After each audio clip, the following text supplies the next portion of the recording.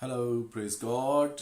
खुदा उनकी तारीफ, खुदा उनकी सिताइश, खुदा उनकी मदद सराई हमद और जय जयकार हो।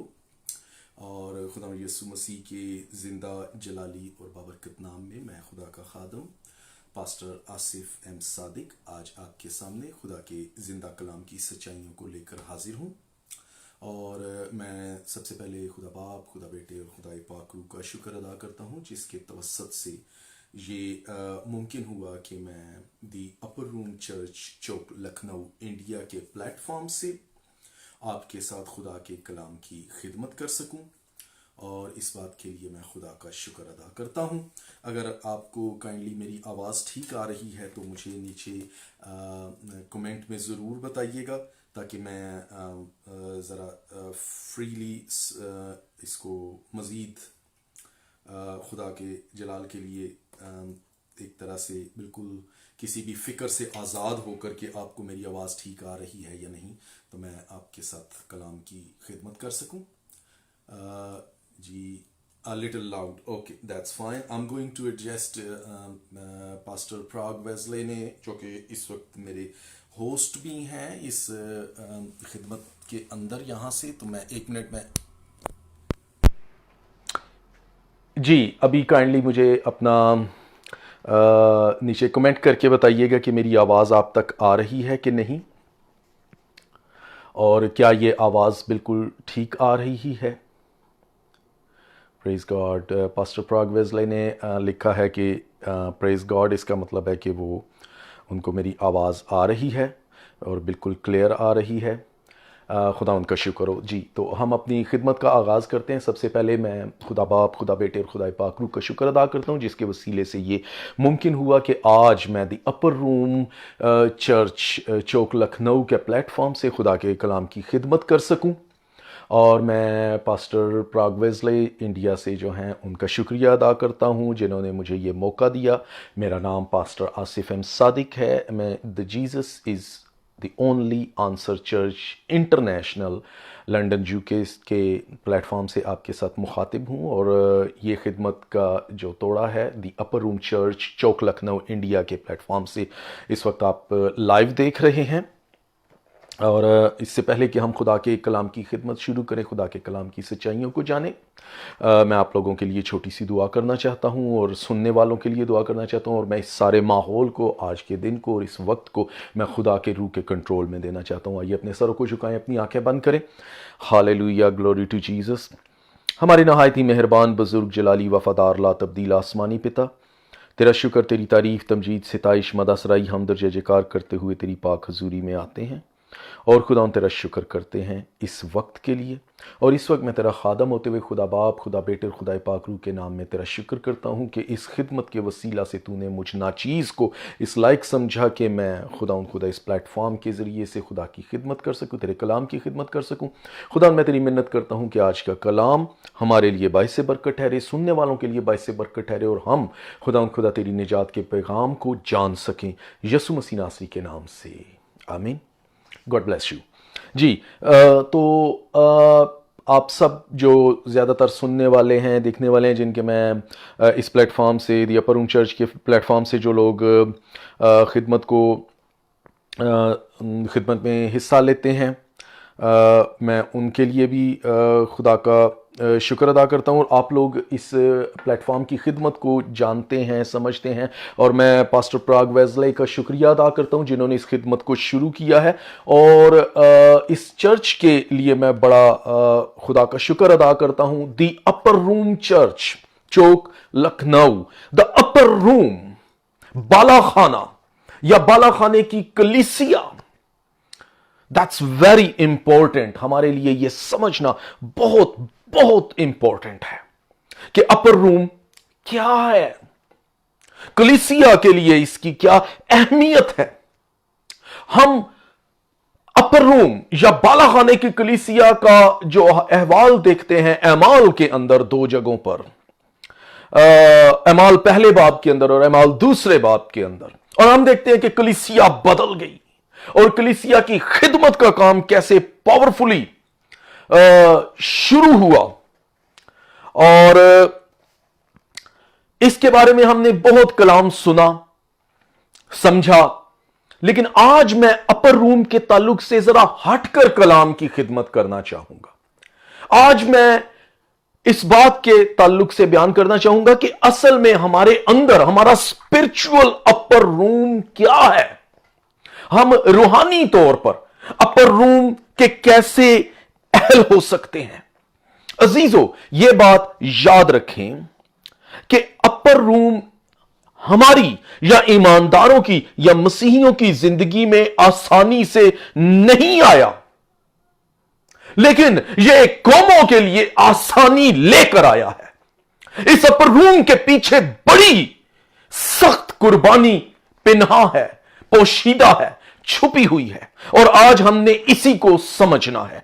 मेरे सामने खुदा के जिंदा कलाम में से दो हवाले मौजूद हैं।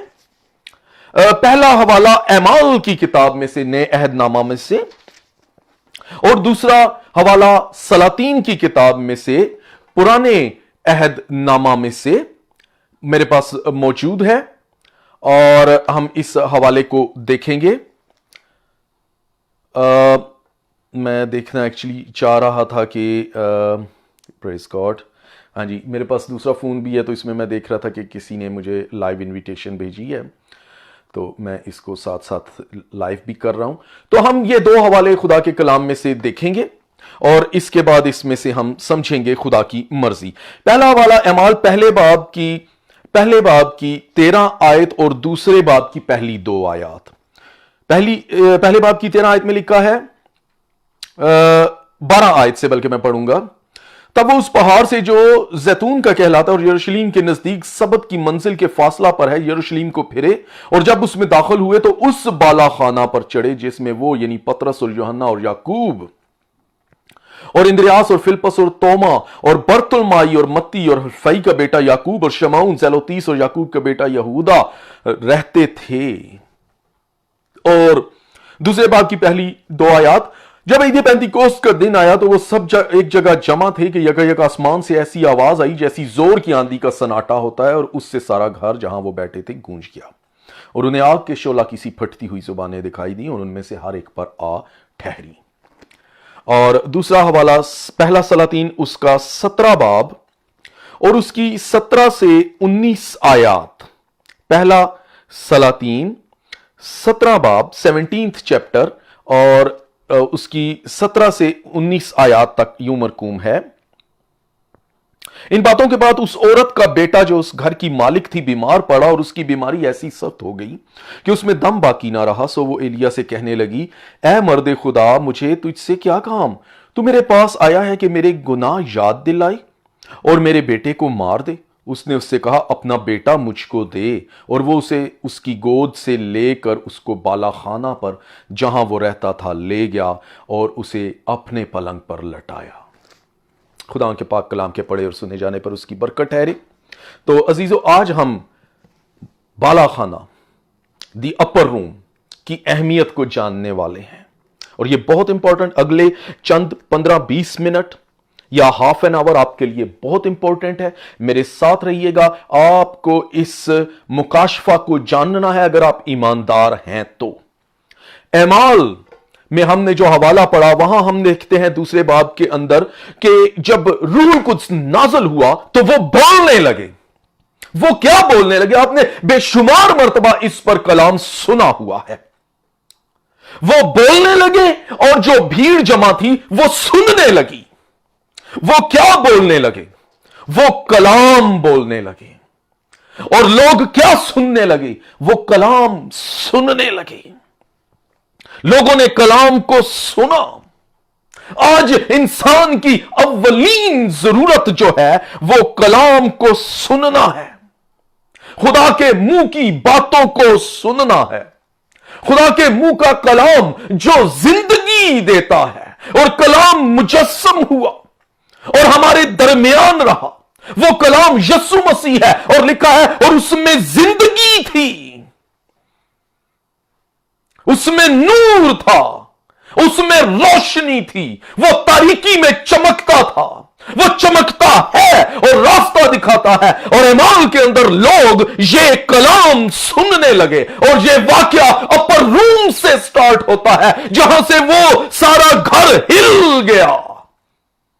आज ईमानदारों को हिलने की जरूरत है। वो बोलने लगी, कलाम बोलने लगी और कलाम मुजस्सम हुआ। वो कौन सा कलाम बोलने लगी?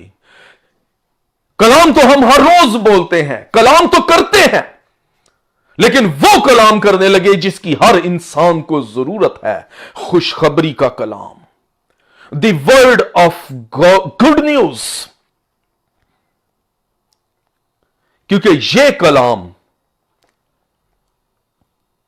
जिंदगी का बायस है। आज इस अपर रूम के हवाले से मैं बात करते करते, इस भेद को जाहिर करते करते, मैं हल्का सा टच यसु मसीह के दुखों पर भी लेकर जाऊंगा कि उसके दुख, उसका कफारा, उसकी बर्दाश्त, ये अपर रूम हमारी जिंदगी में किस तरह पहुंचा। और जैसे शुरू में मैंने बताया कि अपर रूम ईमानदारों की जिंदगी में आसानी से नहीं आया, लेकिन ये दुनिया के लिए आसानी पैदा करता है, दुनिया को निजात देता है। क्योंकि अपने तौर पर निजात पाना मुश्किल ही नहीं, नामुमकिन है, लेकिन सिर्फ खुदा का बेटा। पुराने अहदनामे में जो हवाला हमने पढ़ा है, हम अपने उन हवालों की तरफ ज्यादा फोकस करेंगे। मैं टाइम को मलहूस से खातिर रखूंगा कि एलिया तिशबी, खुदा का नबी, वो एक बेवा के घर में मौजूद है। और आप जानते हैं एलिया तिशबी, तिशबी का मतलब है देहाती शख्स, सादा इंसान। और वो शुनीमी औरत या वो सारपत की जो बेवा है, वो शहर की रहने वाली है। और इससे पहले एलिया पर खुदा का कलाम नाजिल होता है कि अखयाब, उस दौर का जो उसका सबसे बड़ा दुश्मन बादशाह था, उसके घर जा, उसके पास जा और उसको सख्त तरीन कलाम दे कि तेरे मुल्क में पानी नहीं बरसेगा, कहत होगा। और उसने अपनी जान का रिस्क लिया, लेकिन वो खुदा की हजूरी में फर्माबरदार रहा और उसका कलाम लेकर पहुंचा। और उस रिस्क के साथ साथ जब वो उस जगह पर पहुंचा, उसने उसको कलाम दिया, तो फिर एकदम से एक दूसरा कलाम एलिया पर नाजिल हुआ कि अब तू एक क्रीत के नाला के ऊपर चला जा, बियाबान के अंदर चला जा। उसने ये नहीं सोचा कि वहां मैं मर जाऊंगा, कहत होगा, बारिश होगी, बारिश नहीं होगी, पानी नहीं बरसेगा, वहां खुराक कहां से आएगी, वहां तो कोई जानदार जिंदा नहीं रह सकता। लेकिन वो ईमान लाया क्योंकि उसका खुदा के साथ शख्सी राबता था। आपका रूहानी अपर रूम आपका खुदा के साथ रिलेशनशिप है, और वो खुदा की हजूरी में उसकी फर्मा बरदारी करके, ताबीदारी करके, उसको ओबे करके वो गया। और वहां हम देखते हैं कि कौवे जो बच्चों के हाथ से छीन कर ले जाते हैं, वो उसके लिए सुबह और शाम को खाना लाते थे और वो उस नाला में से पीता था। और लिखा है कि कुछ अरसे के बाद वो नाला सूख गया। फिर खुदा का कलाम नाजिल हुआ कि अब तू उस औरत के घर जा। और जब वो उस औरत के घर गया, तो रास्ते में जब शहर के फाटक पर दाखिल हुआ, तो वो लकड़ियां चुन रही थी। और उसने उसको बताया कि ये लकड़ियां मैं इसलिए चुन रही हूं कि इससे मैं आग जलाऊं और अपने लिए और अपने बेटे के लिए खाना बनाऊं और मर जाऊं। एलिया ने उसके साथ और कोई कलाम नहीं किया कि नहीं तू मौत की क्यों बात करती है, या क्या बात, या तेरी क्या जरूरत है, क्योंकि वो जानता था उस औरत की क्या जरूरत है। वो जानता था उस औरत की जरूरत जिंदगी है। आज हर शख्स की जरूरत, हर इंसान की जरूरत जिंदगी है। उसने सिर्फ उसके साथ खुदा का कलाम किया। यह अपर रूम की कन्वर्सेशन है। उसने कहा जा पहले मेरे लिए रोटी बना ला, उसके बाद तू और तेरा बेटा खा लेना। यह उसका ईमान था, यह उसकी तवक्को और उम्मीद थी। क्या हम खुदा के साथ दुआ करते हुए बाद में उम्मीद रखते हैं कि खुदा से जो दुआ मांगी वो पूरी होगी? उसने कहा मेरे पास कुछ नहीं। उसने कहा जा बना ला, क्योंकि तेरी जो जरूरत है रोटी है, खाना है, उसके बाद खा लेना। खाना, जिंदगी, जिंदगी सबकी जरूरत है, लेकिन उस बेवा औरत ने कलाम की ताबेदारी की, और इस ताबेदारी के बायस वो औरत और उसका बेटा कई बरसों तक खाते रहे। ना तो आटे की मटकी खाली हुई, ना तेल की कुप्पी खाली हुई। वो जितना निकालते थे उसमें उतना ही और ज्यादा आ जाता था।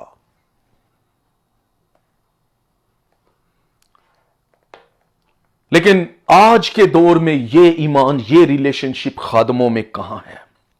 खुशखबरी के कलाम में रूहानी कशिश, जिस्मानी कशिश की बजाय रूहानी कशिश और मौसर कुव्वत दोनों बहुत जरूरी हैं, क्योंकि यही दो गुनहगारों की अव्वलीन जरूरत है, और इसी के वसीले गुनहगार की तब्दीली और उसकी तौबा का नतीजा सामने आता है।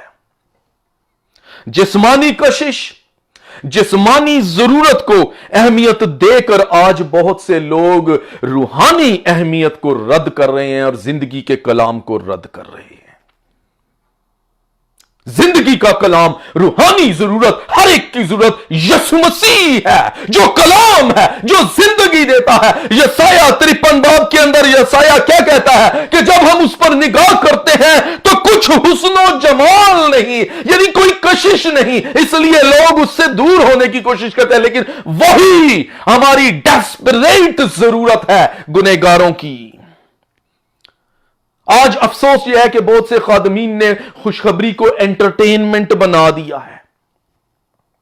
वो हजूम इकट्ठा कर लेते हैं, लोगों को महजूज करते हैं, फन करते हैं, लोगों को खुश करते हैं, और फिर मीटिंग्स के या प्रोग्राम के आखिर में लोगों को बड़ा खुशी खुशी घर भेजते हैं। लोग खुशी के साथ हंसते हुए घर वापस जाते हैं। और लेकिन जरूरत है कि जब आपकी मीटिंग खत्म हो तो लोग एक डिसीजन के साथ, एक एहसास के साथ घर में वापस जाएं, ये सोचते हुए कि हमें खुदा की हजूरी में किस चीज की जरूरत है और आज का कलाम हमें किस तरफ हमारी तवज्जो दिला रहा है। आज कलाम सुनाने वालों को जरूरत है कि वो गुनहगारों को तौबा की याद दिलाएं और हर ईमानदार को उसकी जिम्मेदारी का एहसास दिलाएं।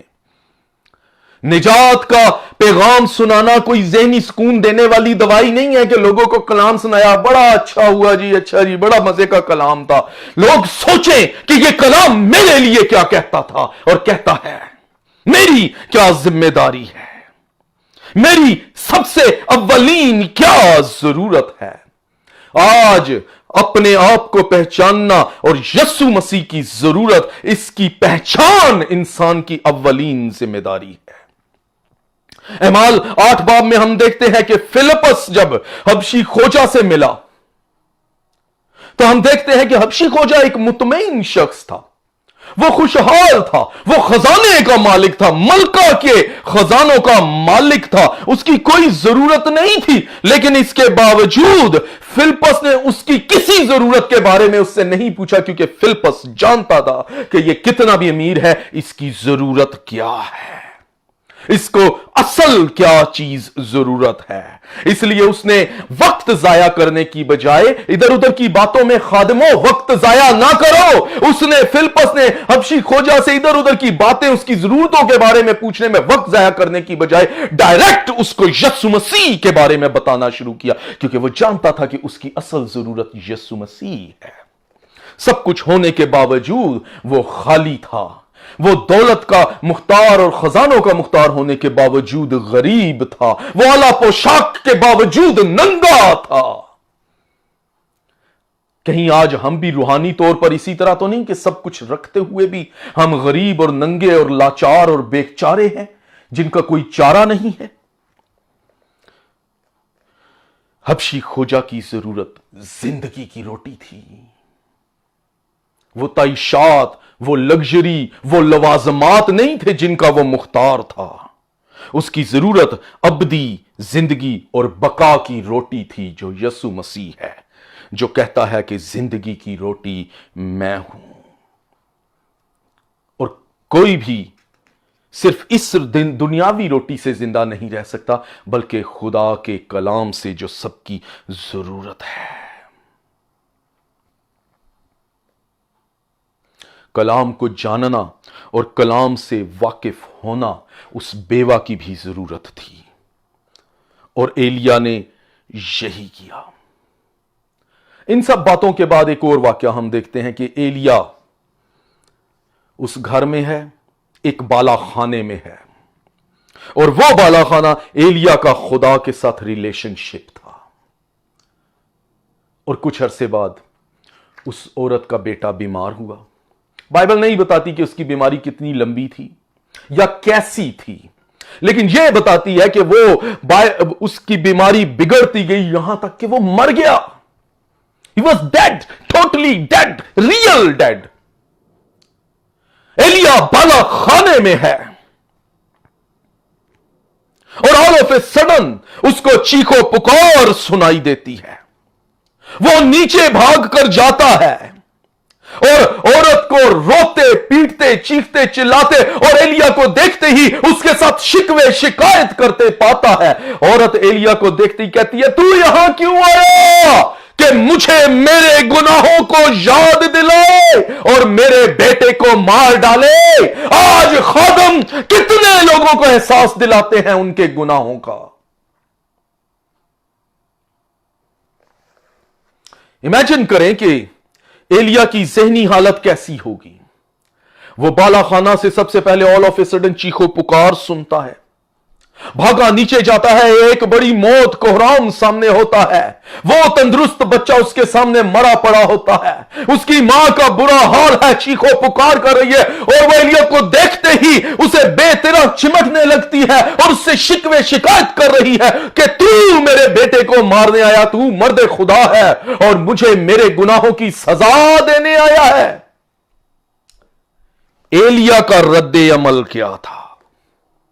کیا ہم جب زندگی میں ایسے روحانی طور پر، اخلاقی طور پر مشکلات اور آزمائشوں کے حالات سے دوچار ہوتے ہیں تو کیا ہم ایلیا جیسا رد عمل کرتے ہیں کہ اپنی مشکلات کو خاموشی سے، اس نے اس عورت سے کچھ نہیں کہا، اس نے کہا اپنا بیٹا مجھے دے۔ اس نے چیلنج کو قبول کیا اور اس بیٹے کو لے کر کہاں چلا گیا؟ اپر روم میں۔ آج ہم جب زندگی کی چیخو پکار اور زندگی کے طوفانوں کا سامنا کرتے ہیں تو کیا ہم بڑے آرام کے ساتھ اور بڑے مطمئن ہو کر اپنے خدا پر بھروسہ کر کے اس چیلنج کو لے کر اپنے اپر روم میں جاتے ہیں؟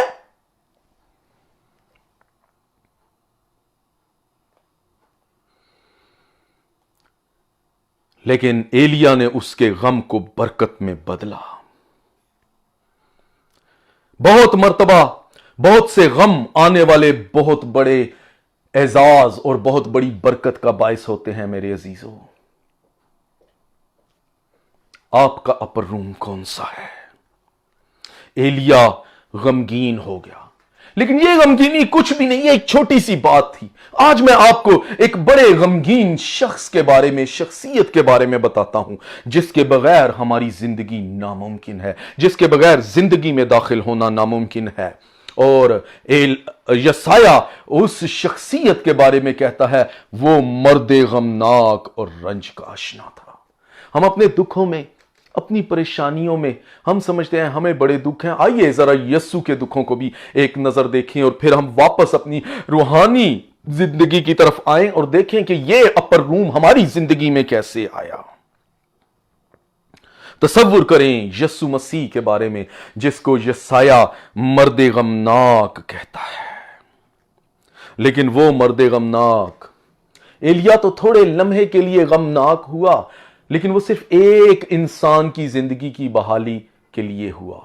یہاں میں آپ کو ایک ایسے مرد غمناک کے بارے میں بتا رہا ہوں جو سارے جہان کے لیے تسلی، اطمینان اور زندگی کا باعث ہے، اور جتنے اس کو قبول کر لیتے ہیں وہ خدا کے فرزند بن جاتے ہیں، انہیں خدا کی بادشاہی کی وراثت کا حق مل جاتا ہے۔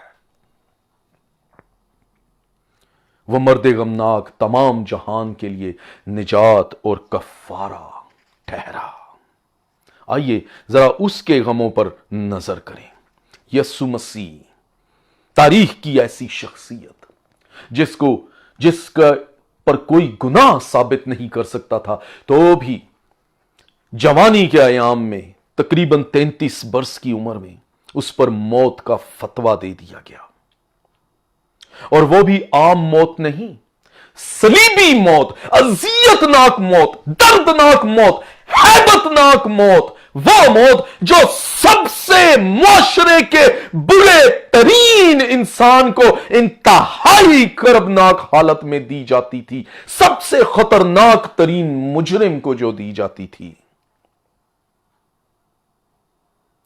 और रूहानी तौर पर यह गुनाह की मजदूरी थी, लेकिन उसको दी जा रही थी जो गुनाह से वाकिफ भी ना था।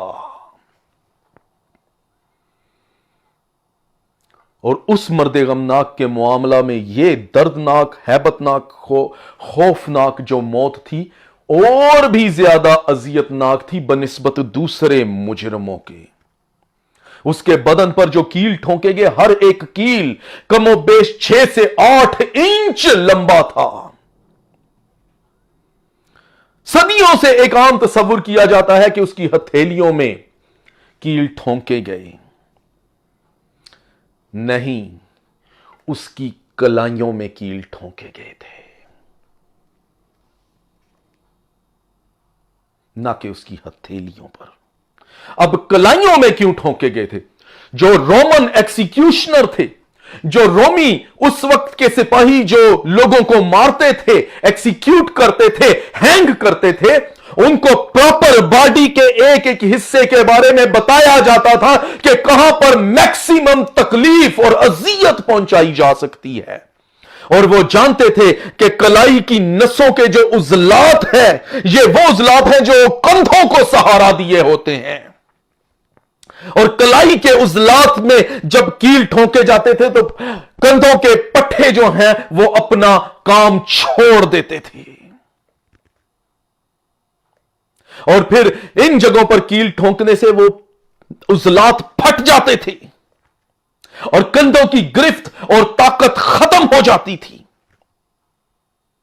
और यह यस्सु के साथ किया गया ताकि यस्सु सलीब पर जितने दौरानिये में लटका रहे, वो अपने कंधों की बजाय खींचकर अपनी पसलियों का सहारा ले और अपनी रिब्स के अंदर तकलीफ, मैक्सिमम अजियत के साथ वो सांस खींच सके, सांस लेना भी उसके लिए नामुमकिन बन जाए, और उसकी तड़प का वो रोमी फौजी देख सके नजारा। और शायद यही वजह थी कि जब वो मर गया तो बाद में उन्होंने उसकी पसली में भी नेजा मारा कि अगर अब तक ये पसलियों के सहारे सांस ले रहा है तो और तकलीफ में मुब्तला हो जाए। लेकिन उस वक्त तक वो जान दे चुका था, और रोमी फौजी चाहते थे कि उसका नजारा का इंजॉय करें, उसको उससे महजूज हो, और किस तरह वो तड़प तड़प कर एक एक सांस खींचे वो उसको देख सकें।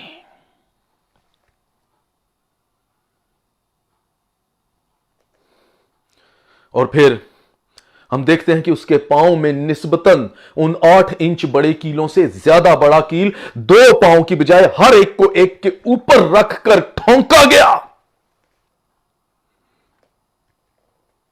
ताकि वो उस सलीब पर दर्दनाक तरीके से लटक कर स्ट्रगल कर सके, कोशिश कर सके, और तकलीफ में मुब्तला हो, और सलीब के ऊपर अपने आप को सहार देने के लिए वो अपनी कमर, उस जख्मी कमर का सहारा ले जिसके अंदर सलीब की लकड़ी की स्पाइक्स और जो खपचियां उस रफ लकड़ी की निकली हुई थी उसकी जख्मी कमर में और अंदर धंस जाएं, और यूं वो उसकी अजियतनाक मौत से महजूज होते हुए उसका तमस्खर उड़ा सकें, और वो अपनी टांगों की बजाय अपनी जख्मी कमर से अपने आप को सलीब पर सहारा दे सके उस नोकीली लकड़ी के स्पाइक्स के ऊपर। तसव्वुर करें उसकी दर्दनाक, अजियतनाक उन 3 घंटों को जिसमें वो वाकई 3 घंटे से बर्दाश्त करता रहा सलीब के ऊपर, 3 घंटे तक। और फिर मौत से, उसकी मौत से कुछ देर कबल उसके जख्मों से खून बहना बंद हो गया, बल्कि पानी निकलना शुरू हुआ। क्यों? उसके जख्मों से पानी रिसता रहा। ہمیں عام جو تصورات میں یسوع مسیح کے تعلق سے امیجز دکھائے جاتے ہیں ان میں صرف یا تو اس کے ہاتھوں پاؤں اور میکسیمم پسلی میں دکھایا جاتا ہے نیزہ لگا ہوا، لیکن میں آپ کو بتا دوں اس کے بدن کے ایک ایک انچ پر سر سے لے کر پاؤں تک ایک ایک انچ کو کاٹا پھاڑا گیا تھا، پر خچے اڑائے گئے تھے، اس کے بدن کا ایک کوئی حصہ بھی سلامت نہیں تھا۔ اگر آپ انجیل پڑھیں تو آپ کو نظر آئے گا، آپ کو یہ تصویر ملے گی، اور اسی لیے یہ سایہ کہتا ہے جب ہم اس پر نگاہ کرتے ہیں تو کوئی حسن و جمال نہیں۔ اس کے جسم کا ایک ایک انچ زخموں سے بھرا ہوا تھا، اور ان زخموں سے پہلے ہی اس کا آدھے سے زیادہ خون تو بہہ چکا تھا۔ عزیزو، شیطان چاہتا تھا کہ صلیب پر پہنچنے سے پہلے، کیونکہ شیطان کو صلیب نظر آ رہی تھی کہ یہ وہاں تک پہنچ گیا تو میری شکست ہے، اور آپ شیطان کی سفاکیت کا، اس دشمن کی اپنی بقا کے لیے جنگ کا اندازہ ہی نہیں کر سکتے کہ اس نے آخری سیکنڈ تک یسوع پر ہر ممکن حملہ کیا، اور گتسمنی باغ میں وہ یسوع مسیح کے خون کو پسینے کی صورت میں اس کے باڈی سے نکالتا رہا کہ یہیں یہ بے ہوش ہو کر مر جائے۔ یہ خون خوار جنگ تھی جس کے لیے یسوع نے کہا کہ اگر ہو سکے تو یہ پیالہ مجھ پر سے ٹل جائے۔ یہ صلیبی موت کے لیے اس نے نہیں کہا تھا، اس میں دو باتیں یسوع مسیح نے واضح کی تھی۔ ایک کہ گتسمنی میں اس کی جنگ ہو رہی تھی شیطان سے، اور شیطان اس کے بدن کا خون نچوڑ رہا تھا کہ یہ صلیب تک نہ پہنچ سکے، حالانکہ یسوع نے تو خود یوحنا کی انجیل میں کہا ہے کہ میں اسی لیے تو آیا ہوں۔ اور دوسری بات اس نے اپنے شاگردوں کے لیے اور ہم لوگوں کے لیے یہ بتائی تھی، کہی تھی کہ اگر ہو سکے تو یہ پیالہ، کیونکہ اور کوئی راستہ تھا ہی نہیں۔ وہ یہی بتانا چاہتا تھا کہ صلیب کے سوا اور یسوع کے صلیب کے سوا اور انسان کی نجات کا کوئی راستہ ممکن ہی نہیں۔ اگر کوئی اور راستہ ہوتا تو خدا کبھی اپنے بیٹے کو صلیب تک نہ جانے دیتا، اور فرشتہ آ کر اس کو تقویت دیتا تھا۔ اور شیطان نے اس رات گتسمنی میں اس کا نہ صرف خون بہایا، بلکہ جب پیادوں نے اور سپاہیوں نے اسے پکڑا تو لکھا ہے تمام رات اسے مارتے رہے، آنکھیں بند کر کے اس کے منہ پر مکے مارتے رہے، اور فوجیوں کے ظلم کو آپ اندازہ لگائیں وہ کیسا ہے۔ کیا وہ پیار سے اس کے منہ پر مکے مارتے ہوں گے؟ اس کے سکن، چہرے کی سکن پھٹ گئی ہوگی، پر خچے اڑا دیے ہوں گے اس کی آنکھیں بند کر کے اس کے منہ پر مکے اور تمانچے مارتے ہوئے۔ اور پھر جو اس کی داڑھی کا حصہ بچ گیا، اس کی داڑھی کو انہوں نے اکھاڑا۔ یہ پیار سے نہیں لکھا کہ اس کی داڑھی کو انہوں نے کھینچا۔ فوجیوں کی سفاکیت اور ظلم کا اندازہ لگائیں ان رومی فوجوں کی، کہ انہوں نے اس کی داڑھی کے بالوں کے ساتھ اس کے چہرے کی سکن اکھاڑ دی تھی۔ اس کے جسم کا کوئی ایک حصہ سلامت نہیں تھا۔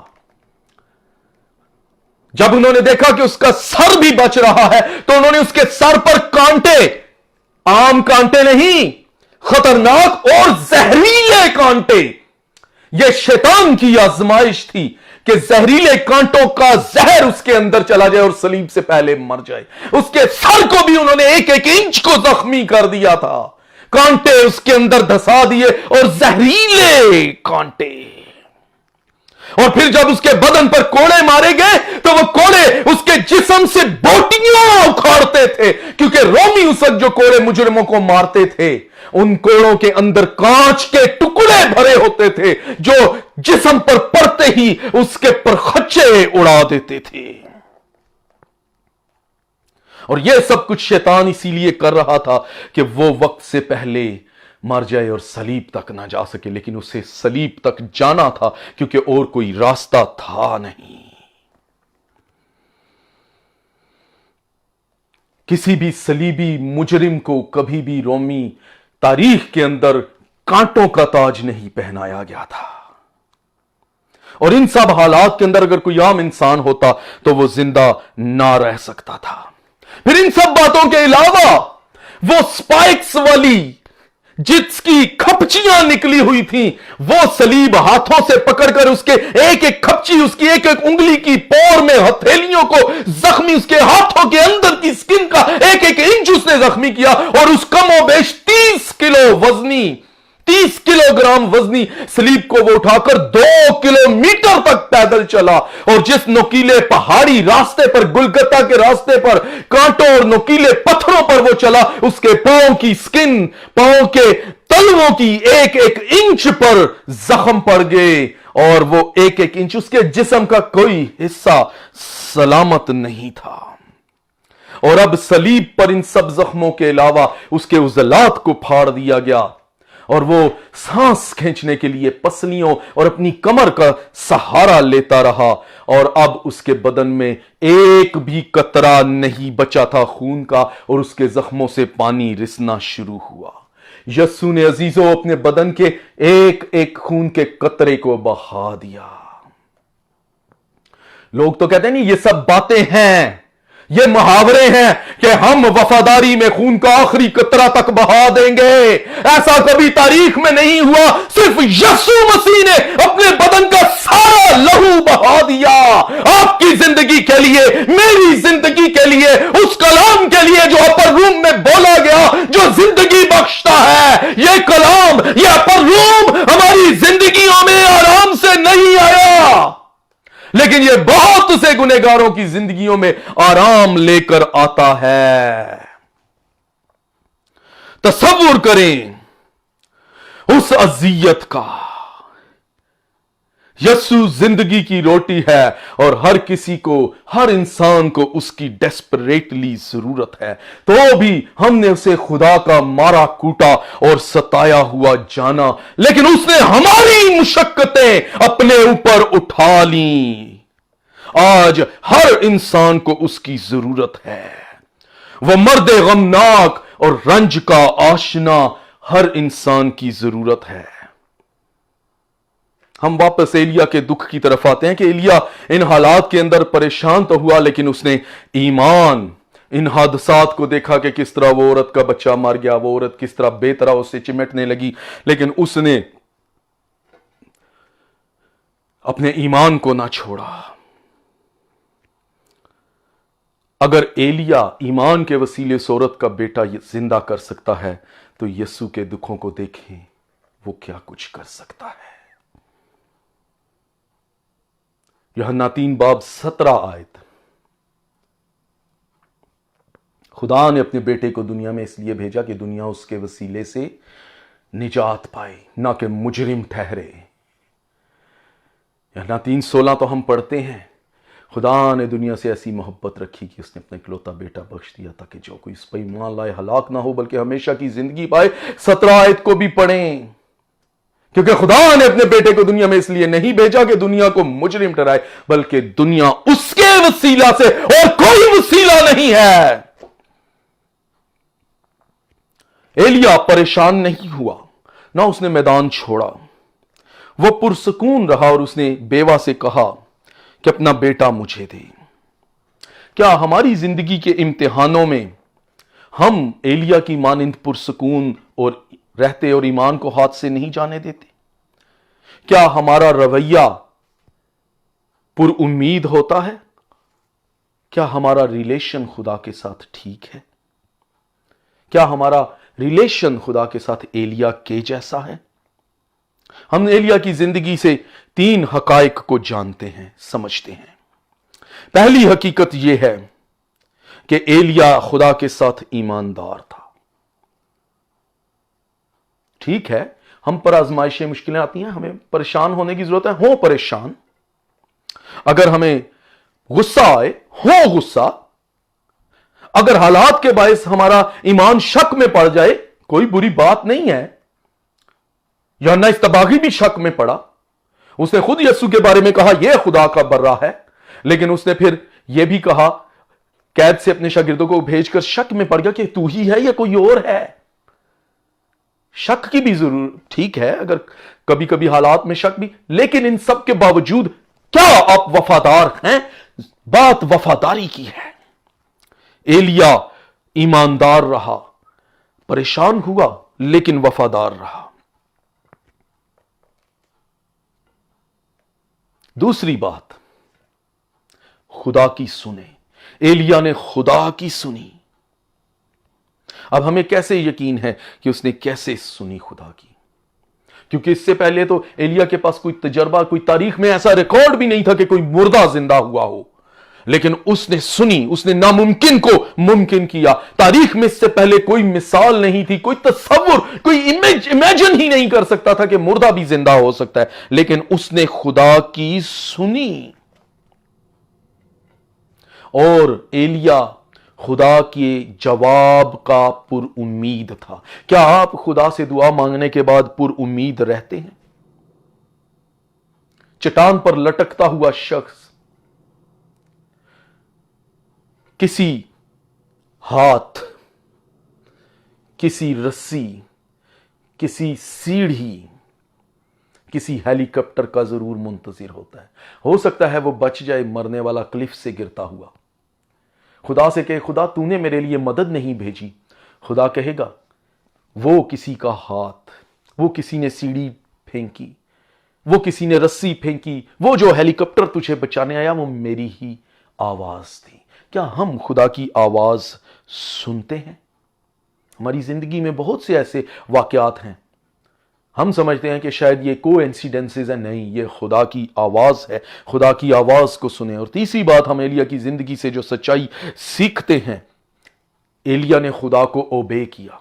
एक अजीब बात, खुदा ने उसे एक अजीब काम कहा कि उस बच्चे मुर्दा लड़के के ऊपर अपने आप को पसार ले। That was impossible. मुर्दे के ऊपर पूरा का पूरा खुद लेट जाना।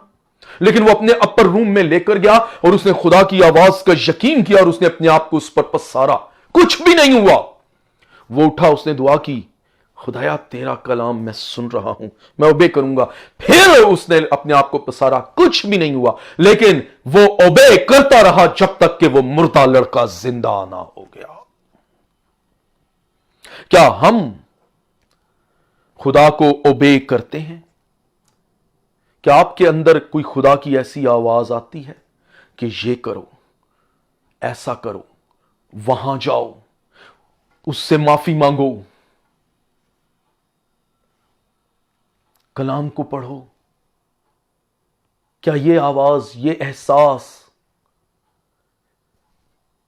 ऐसा कुछ हमें कन्विंस करता है और हम सुनते हैं? ओबे करना, खुदा की सुनना और खुदा के साथ ईमानदार रहना, यह आपका असल अपर रूम है। अजीजों, अपर रूम की बहुत बड़ी कीमत चुकाई गई है।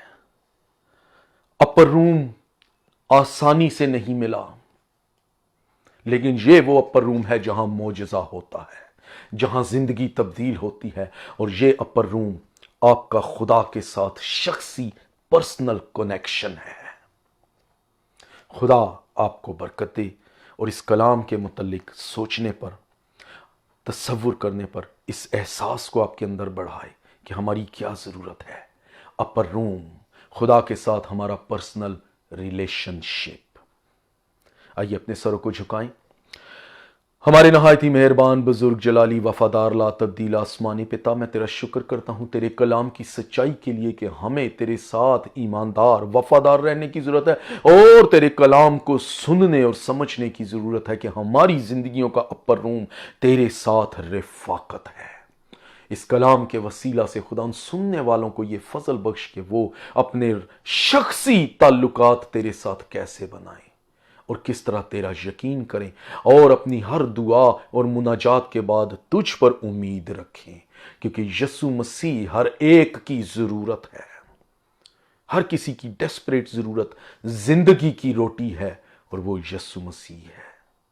यीशु के नाम में इस कलाम को कायम रहने का फजल बख्श दे हमारी जिंदगियों के अंदर, यीशु मसीह नासरी के नाम से, आमीन आमीन। God bless you. Thank you.